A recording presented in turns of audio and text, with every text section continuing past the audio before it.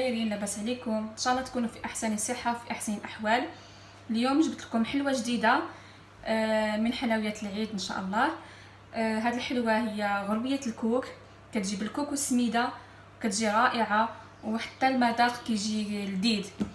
فبالنسبه للمقادير فغنحتاجوا 250 غرام ديال الكوك، يعني الكوك العادي. نحتاجوا 250 مليلتر من الزيت. غنحتاجوا 250 غرام ديال السكر سنيده، 4 بيضات، 2 ملاعق كبار من الفرينه، 2 معالق من مربى المشمش، معالق كبار من مربى المشمش. عندي ملعقه كبيره من قشور البرتقال، قليل من الملح، واحد الساشي ديال الخميره ديال الحلوه. وفي الاخير السميده الرقيقه. هاد السميده ما عندهاش العبار، كتبقى على حسب الخليط. من غادي نرونو كاع نخلطوا كاع المقادير، فالسميده على حسب الخليط. فنبدا الطريقه على بركه الله. فاول حاجه غادي نهرسوا البيض.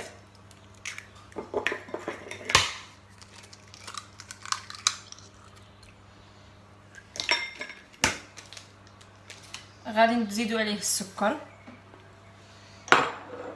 وشويه ديال الملحه. غادي نحركوه حتى يذوب معنا السكر.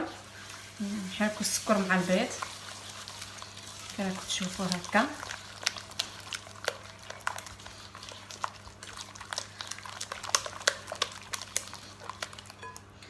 غادي نزيدوا قشور، واحد معلقه كبيره من قشور البرتقال،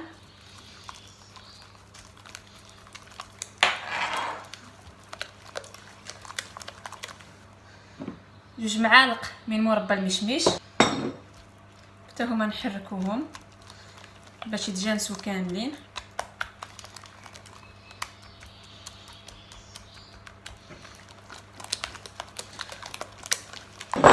من بعد غادي ندير الكوك ديالي.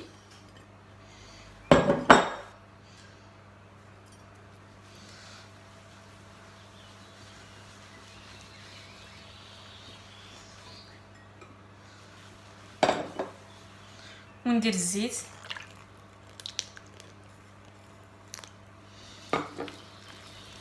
وغادي نحرك كلش.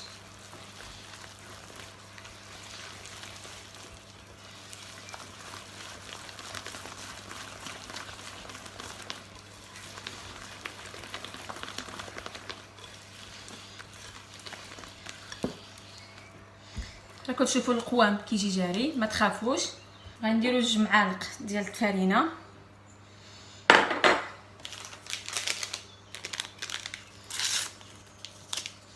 ونديروا واحد الخميره،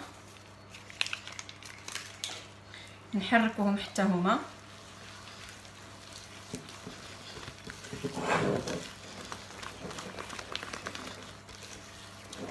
وعاد نبقاو نزيدوا السميده على حساب الخليط حتى يتجمع معنا الخليط. وغادي نبقى نزيد السميده شويه بشويه حتى يتجمع معايا هذا الخليط هذا.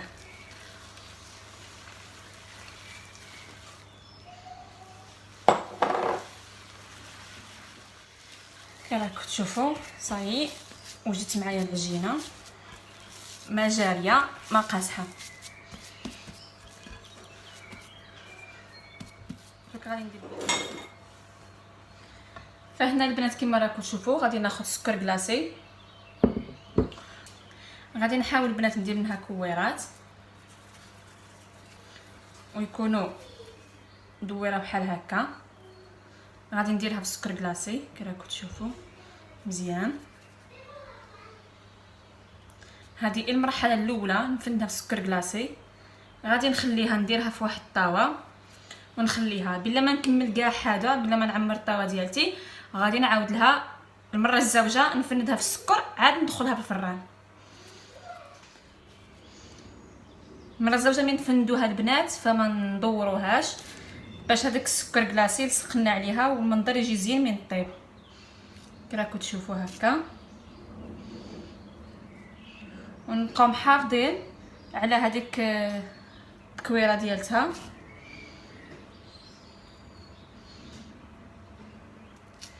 كي راكم تشوفوا البنات، كي راكم تشوفوا راني فندتها، شفتوا جا السكر يعني عامر فيها، فندتها مره الزوجه. فغادي نحاولوا بصبعنا نوطاو لها هكا في الوسط، شفتوا بحال هكا. كي راكم تشوفوا، شفتوا نحاولوا في الوسط نوطاو لها هكا. غادي نعاودوا نديروا هكا شويه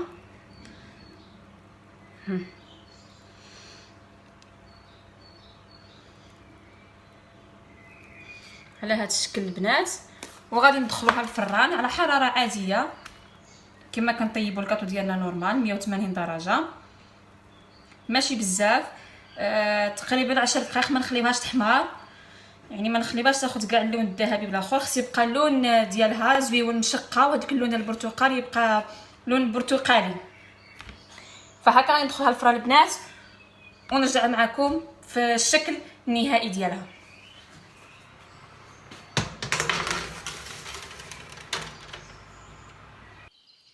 وهذا هو البنات الشكل النهائي ديالت الغريبه ديالت الكوك بالسميده. ان شاء الله تكون عجبتكم. كما شفتوا المقادير سهله، طريقه موضحه، وكل شيء باين. نتمنى البنات انكم تشتركوا في القناه ديالي وتلايكوا لي الفيديو، لانه لايكات كيزيدوا لي انه نحط لكم بزاف ديال الفيديوهات. نتمنى البنات تعجبكم الوصفه.